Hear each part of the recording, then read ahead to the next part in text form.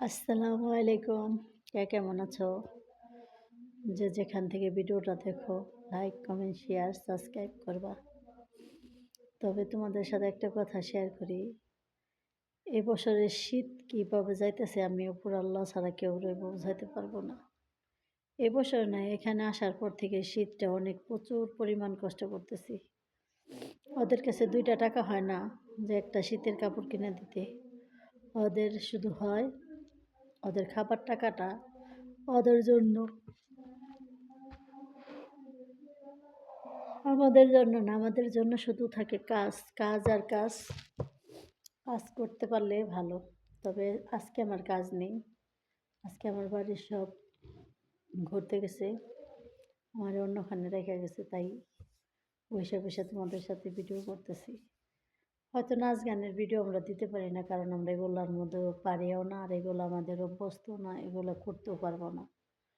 তা তোমাদের সাথে কিছু কিছু দুঃখ শেয়ার করি, কিছু কিছু কষ্ট শেয়ার করি দু একটা কথার মাধ্যমে। তবে তোমাদের যদি ভালো লাগে।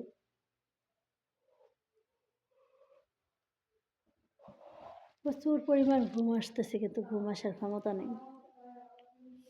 ঘুম আসান যাবে না। কাজ কোন সময় কাজের লিগে ডাক দেবো তাও জানি না, কারণ পরের বাড়ি আসা তো এটা নিজের বাসা না। আর নিজের বাসায় থাকলে এখানে সৌদিতে কখনোই ঘুম আসতে পারি নাই দুপুরে। সবসময় রাত 2টা 3টা 4টার দিকে শুয়েছি, বা কোনোদিন ফজর আজান দিছে ঘুমাইছি। আর উঠতে উঠতে একটা 1:30। তো কী করুন, কিচ্ছু করার নাই, কিচ্ছু করার নাই। তবে অনেকে আসার জন্য নিয়ত করো, আসো।